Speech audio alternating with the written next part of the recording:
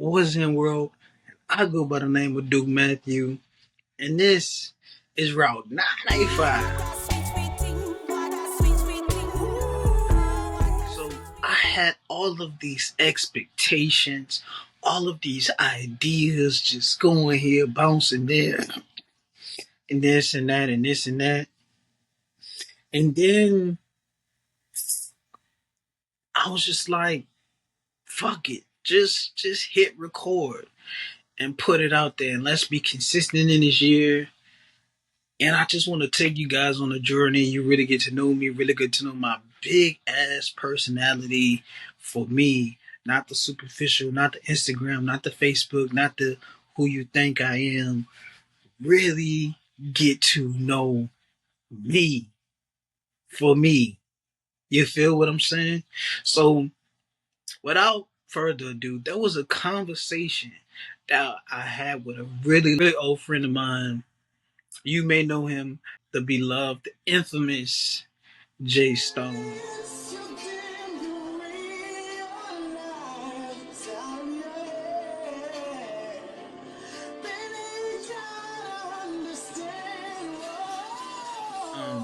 So yeah, this is the icebreaker. You know, it's not every day that we get a glimpse into Jay Stone's world. Right. The man's notoriously private. Yeah. Almost a recluse, you could say, when it comes to interviews or, just public conversations in general.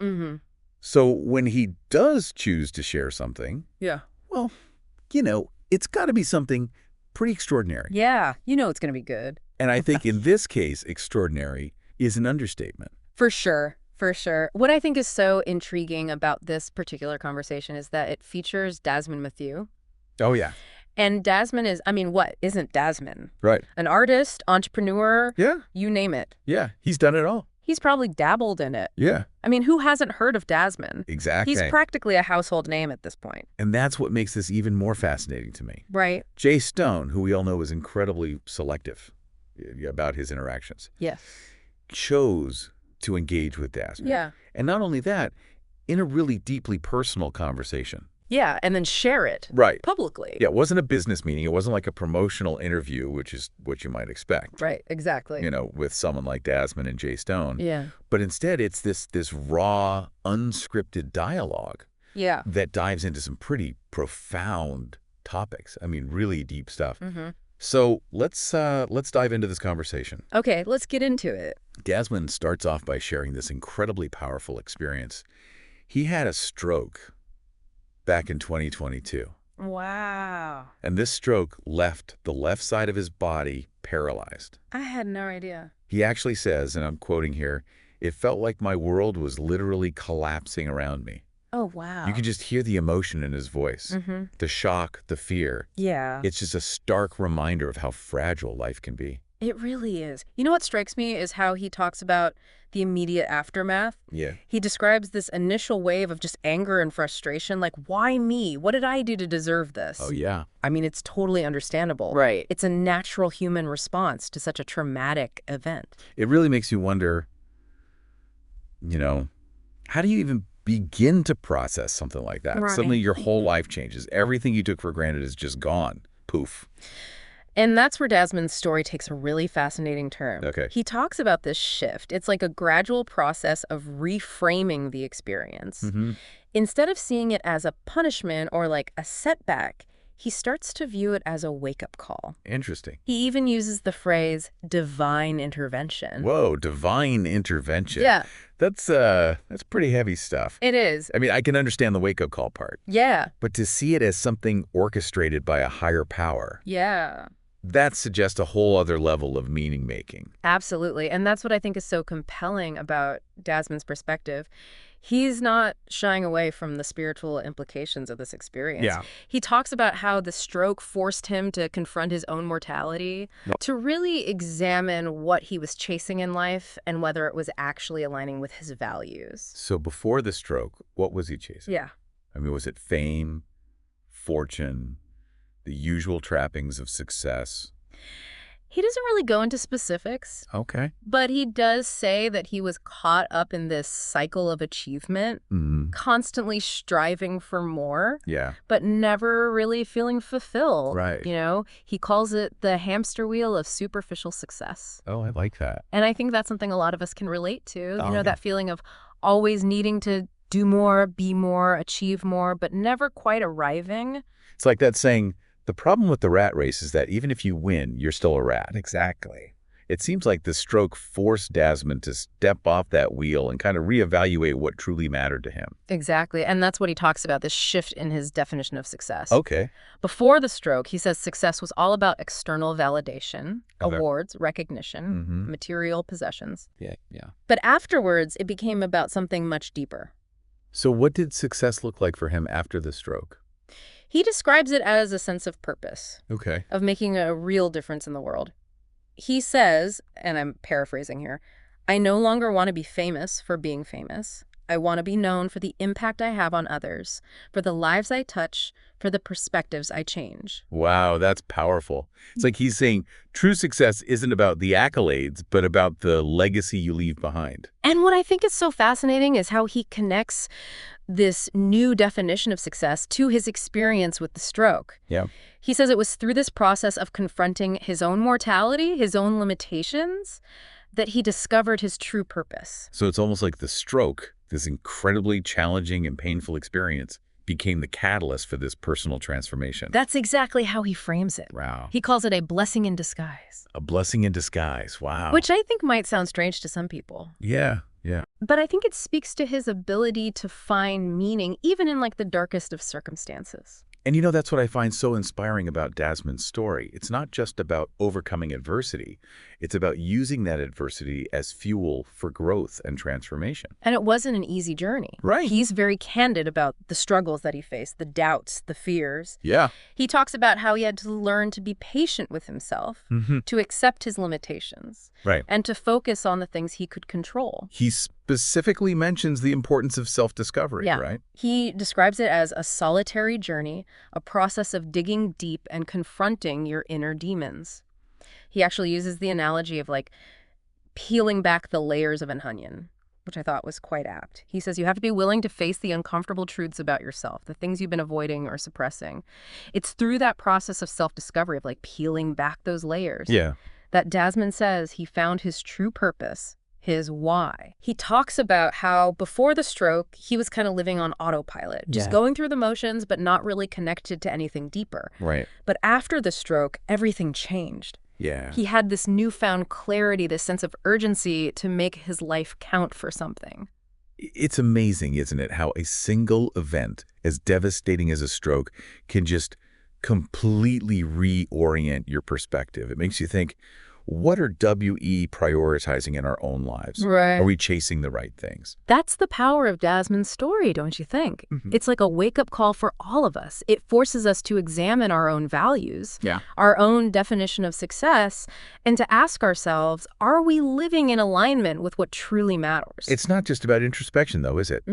Desmond talks about taking concrete actions to align his life with this newfound purpose. Absolutely. He emphasizes the importance of setting boundaries, protecting his time and energy. He even talks about distancing himself from certain people, those who he felt were stuck in these cycles of negativity and couldn't be helped. That's a tough decision to make. It is. But I can see how it's necessary for personal growth. For sure. You can't pour from an empty cup, as they say. Exactly. And he's very upfront about it. He's like, if I'm constantly surrounded by negativity, it drains me, it pulls me down. I have to protect my own energy in order to do the work I'm meant to do. It's like he's saying, I'm here to help, but I have to help myself too.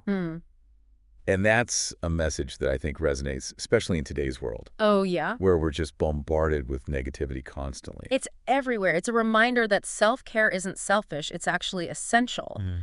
We have to prioritize our own well-being in order to show up fully for ourselves and for others. You know what I find really interesting is how Jay Stone responds to all of this. He's usually so reserved, almost stoic, you could say, in his public appearances. But in this conversation, he seems genuinely engaged. Yeah. Even vulnerable at times. It's true. There's a warmth and openness to him that you don't often see. At one point, he even shares his own experience with burnout. Oh, wow. Talking about how he had to learn to set boundaries and prioritize his mental health. That's pretty remarkable. I mean, for someone like Jay Stone, who has achieved such incredible success, Right. to admit to struggling with burnout, Yes. it's a reminder that we all face challenges, no matter where we are in life. Absolutely. And that's what makes this conversation so powerful, right? It's two people, both highly successful in their own right, stripping away the facade and talking about their struggles, their vulnerabilities, their journeys of self-discovery. It just makes them more relatable, more human. It reminds us that behind the accomplishments, the fame, the fortune, we're all just trying to figure things out. Yeah. Trying to find our way. I think that's a message that resonates universally. We all crave that connection, that authenticity, that vulnerability. We want to know that we're not alone in our struggles. Yeah. That even those who seem to have it all figured out still face challenges. It's like Desmond says at one point, the cracks are where the light gets in. Ooh, I like that one. It's through our imperfections, our vulnerabilities, that we really connect with each other. On a deeper level. Yeah. Yeah, that's beautifully put. And I think that's one of the key takeaways from this conversation. It's not about striving for perfection. It's about embracing our imperfections and using them as opportunities for growth and connection. And it's a reminder that even in the darkest of times, there's always hope. Yeah. Always that possibility for transformation. Absolutely.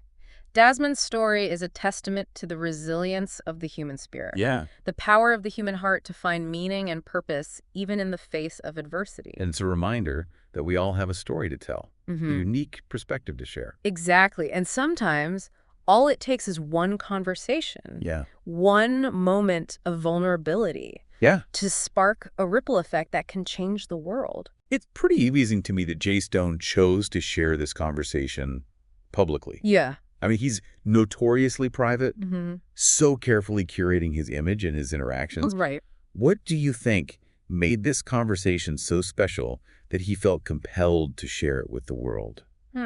That's a great question. Yeah. I think it speaks to the impact that Desmond had on him. Okay. Remember, Jay Stone is known for seeking out, brilliant minds. Yeah. You know, those who are really pushing boundaries in their fields.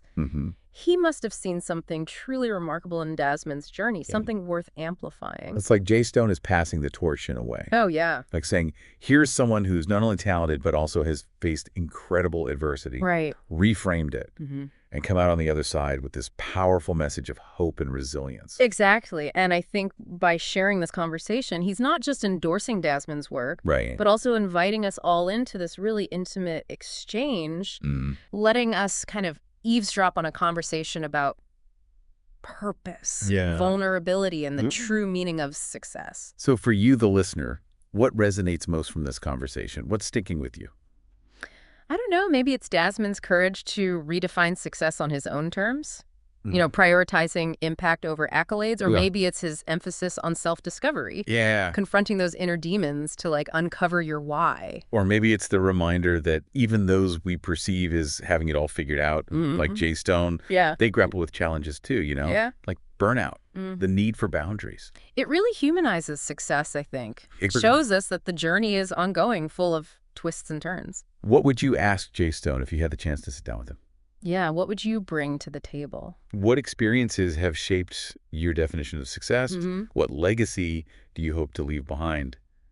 This deep dive has hopefully sparked some introspection for you. Maybe some questioning. You know, it's not about mimicking Desmond's path, Right. but finding your own way, Yeah. your own purpose that fuels a life of meaning and impact. Your own unique path. Go out there and explore, Yes. discover, Explore. and create the legacy you were meant to leave. And this is Route 985. You locked in with 98.5. You know the funk is good.